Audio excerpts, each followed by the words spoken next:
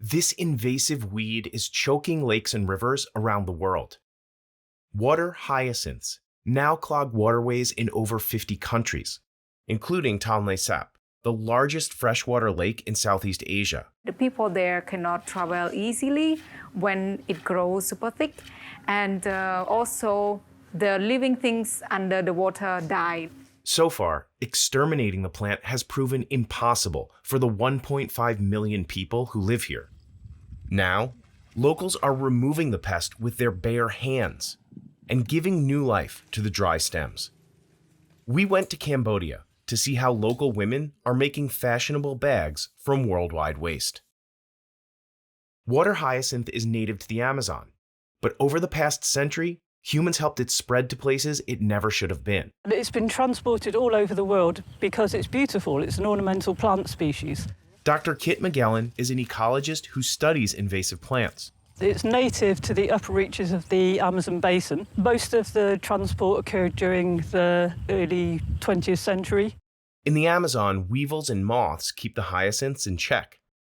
But without predators, the plants can double in size every 2 weeks. They block out light and oxygen and kill all kinds of other species. That's a big problem for Tonle Sap's floating villages. Tonle Sap is the heart of Cambodia. This is a unique ecosystem, and the villages around there have a rather unique lifestyle. The hyacinths create so much waste that they're harming stocks of staple foods. And they make it harder to get around. Many times we got stuck for a few hours in the middle of the water hyacinth lake. Hao Soon Sra runs Rokok, a company that hires women to remove the weeds by hand and then weave the stems into baskets, rugs, and other handicrafts.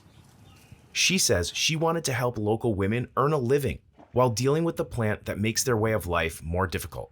Many women, they still live in the circle of grown up and get married in the young age. I want them to be employed and to get some training. Today, 4 weavers work for Rokok.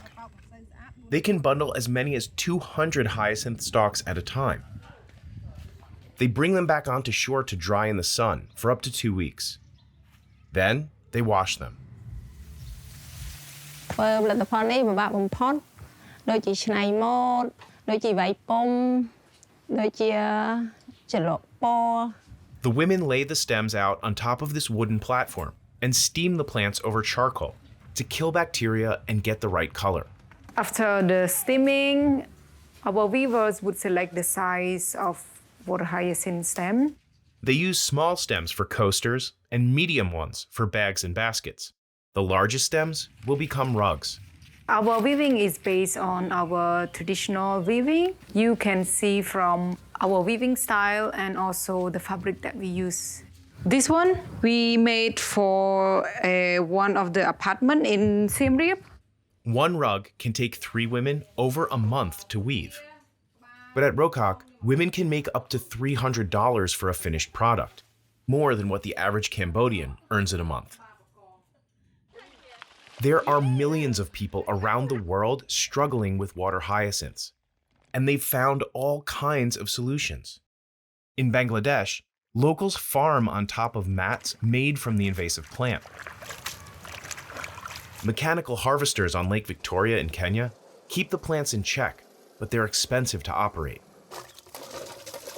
Local entrepreneurs there have found success helping the weeds break down into biogas for cooking and compost for growing crops. In Nigeria, a startup similar to Rokok also employs women to make handicrafts. One thing we have to remember about all of these uses is they're probably not sustainable, so they're only short-term solutions to the problem of this invasive species. Because if we create an industry using this species, then we're going to create a demand for this species. Rokok's weavers say they're making an impact on the environment despite their small workforce. អត់អត់ទេដល់ពេលតាំងពីចាប់ផ្ដើមធ្វើអានេះកប៉ោកវាចាប់ផ្ដើមកាត់បន្ថយដល់ពេលយ៉ាងទៅទឹកវាស្អាតជាងមុន But the hyacinths reproduce far faster than the company's 4 employees can harvest them. Still, Hausun Straw has succeeded in one part of her mission, to give the women of Tonle Sap an opportunity to support their families. I used to question myself how to be independent, like when I grown up. This is what I would like to see in the other women.